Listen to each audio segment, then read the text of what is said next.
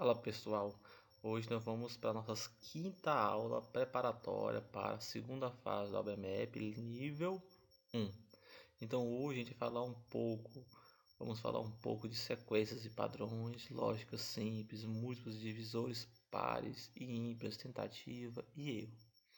Então esses assuntos são cobrados com bastante frequência na segunda fase, em torno, por exemplo, sequência e padrões, 25%.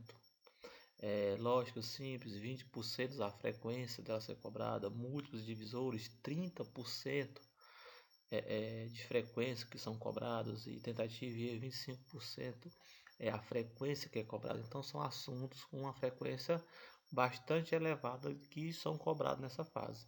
Então fica a motivação para você assistir esse vídeo, resolver questões que têm a ver com esse conteúdo. Assista os vídeos anteriores na playlist, tente resolver questões, baixe provas, resolvam para se preparar bem, que a nossa prova da segunda fase já será dia 25 de outubro. Sequências e padrões numéricos. Uma sequência numérica é uma lista ordenada de números que segue uma regra de formação. Como vamos ter, por exemplo, o que? Aritmético, aumenta ou diminui sempre o mesmo valor. Por exemplo, tem um 2, 3, 5, 7. Eu sempre estou aumentando uma razão de 2. Geométrico, multiplico sempre pelo mesmo valor. Exemplo, 3, 6, 12, 24. A minha multiplicação, a minha razão vai ser o quê? 2. Eu estou sempre multiplicando número por 2. Padrões alternados, repete certo bloco, por exemplo, tem um branco, verde, verde, branco, verde, verde. Então é uma sequência de padrões alternados, por exemplo, 4, 6, 7, 9. Então tem uma sequência de números pares, números ímpares. Então é importante observar que sequência, que padrão é essa. De figuras, por exemplo, eu vou ter triângulo, triângulo, palito, palito, ponto, pontos, ou então vou ter vários triângulos e observar a diferença de um. Então essas são sequências padronizadas que muitas vezes caem na primeira fase, principalmente na segunda fase. Problemas de lógica simples. É muito comum no nível 1, na segunda fase, eu ter questões relacionadas à lógica. Na verdade, grande parte das questões de matemática das Olimpíadas, não só as Olimpíadas de Matemática, mas essas provas externas, sempre existe questões que envolvam lógica. E muitas vezes é uma lógica simples, ainda mais quando eu falo ali em assunto cobrado para sexto e sétimo ano. Então são lógicas simples, onde vou ter organização de tabela, de listas, de figuras, uma combinação. Então é muito importante eu sempre estar observando e estudando questões que envolvam lógica, porque a matemática ela muitas vezes se utiliza desse tipo de questão. Então, um exemplo típico que às vezes costuma até cair. Temos 3 amigos, Ana, Bento e Carla. Têm idade diferente. Ana é a mais velha que Bento e Carla é mais nova que Bento. Pergunta-se quem é o mais velho. Então aqui eu tenho uma questão que envolve lógica, um padrão, uma sequência. Então primeiro eu vou organizar minhas informações. Eu tenho o quê? Eu tenho 3 pessoas, Ana, Bento e Carla. Depois eu vou comparar todos. Eu sei que Carla é mais nova que Bento e que Ana é mais velha que Bento. Por fim, qual é a minha conclusão? A mais velha, ela é Ana. O do meio é Bento e a mais nova é Carla. Por quê? Ora, se eu sei que Carla é mais nova do que Bento e eu sei que Ana é mais velha do que Bento, logicamente Carla não pode ser mais velha do que Ana porque ela é mais nova do que Bento e Bento é mais novo do que Ana. Então eu tenho que analisar as questões, fazer o comparativo dos meus elementos, no caso da idade de pessoas, e a partir daí analisar cada um e chegar à conclusão. Qual foi a conclusão? Quem é o mais velho? É Ana. Se a pergunta é quem fosse o mais novo, seria Carla. Quem pergunta fosse qual tem a idade do meio, seria bento. Então, analise, eu consigo responder a questão conforme ela tenha me pedido. Múltiplos pares e ímpares são um conceito muito importante, porque muitas vezes vai ser cobrada a questão de divisibilidade, de multiplicação, enfim, são bastante cobrados. Então, o que é o número par? São números divisíveis por 2. Todo número que é par é divisível por 2. Ele vai terminar sempre em 0, 2, 4, 6 ou 8. Todo número que terminar em 0, 2, 4, 6 ou 8 é o número par. E todo número par é divisível por 2. O número ímpar nunca será divisível por 2 de forma exata, não. Por exemplo, 3.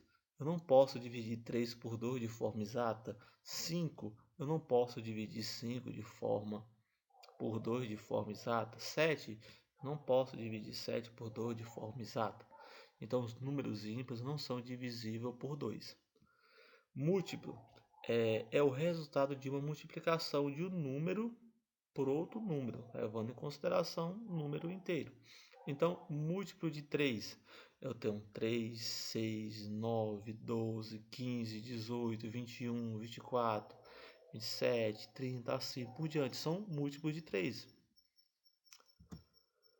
Então, algumas propriedades bastante úteis para a gente. O número par somado com o número par será sempre um número par. Então, se eu somo dois números pares, seu resultado vai ser o número par.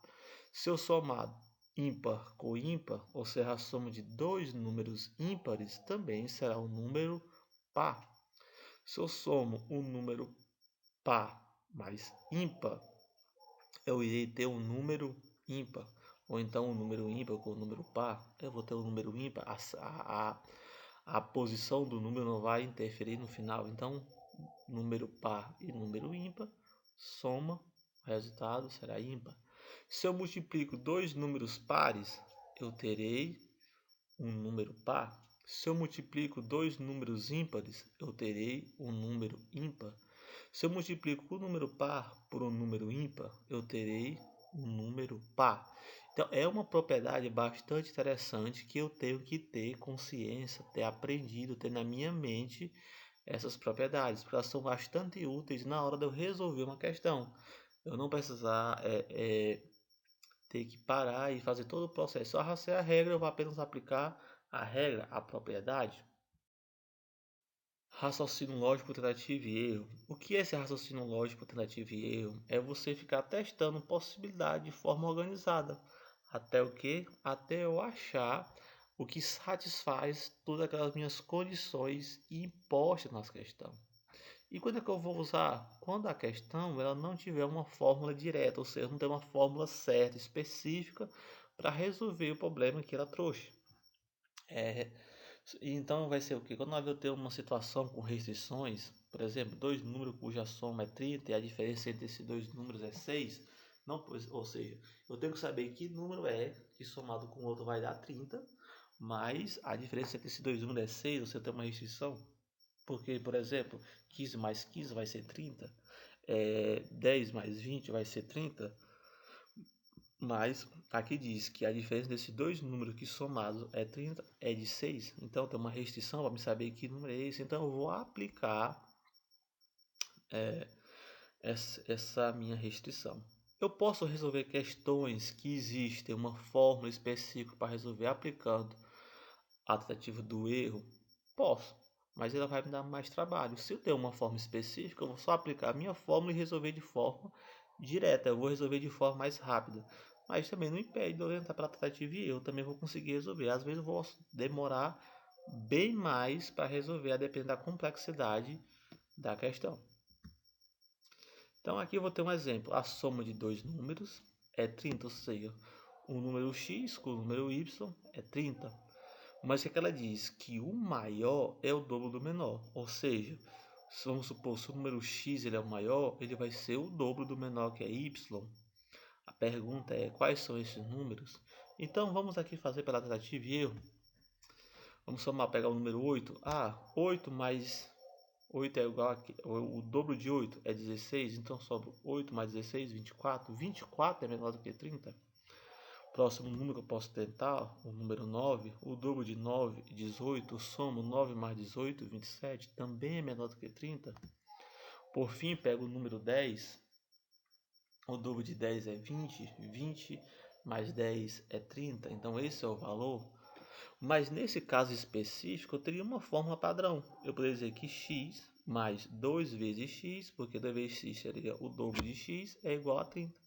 E aí, a partir dessa forma, resolver a minha questão. Mas, o que é interessante aqui, eu estou demonstrando que eu também posso resolver pela tentativa e erro. E, muitas vezes, vai ser bem mais demorado, a depender da complexidade, do que eu ir direto para a minha fórmula. Mas, a tentativa do erro, ela pode ser utilizada. Mas ela deve ser utilizada especialmente sempre que eu tiver uma questão que não tenha uma fórmula específica de se resolver. E aqui nós vamos trazer um exemplo para a gente estar botando em prática aquilo que a gente aprendeu até agora neste nosso vídeo. O que a questão diz?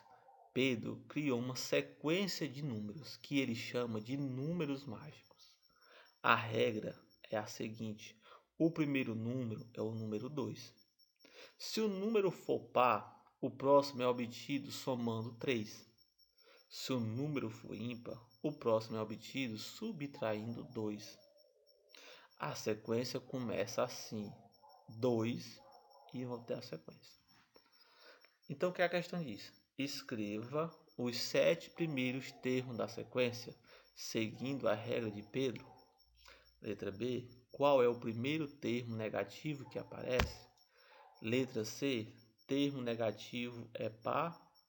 Esse termo negativo é par ou ímpar? Então, tem uma questão que tem uma frequência, uma sequência, e eu dou aqui restrições. Digo que se o número for par, eu vou somar 3 a esse número par. Se o número for ímpar, eu vou subtrair 2 desse determinado número. E ele começa a sequência, me dá apenas o primeiro número, que é 2. Então, aqui de cara, pegando a minha restrição, eu vou somar 3. Por quê?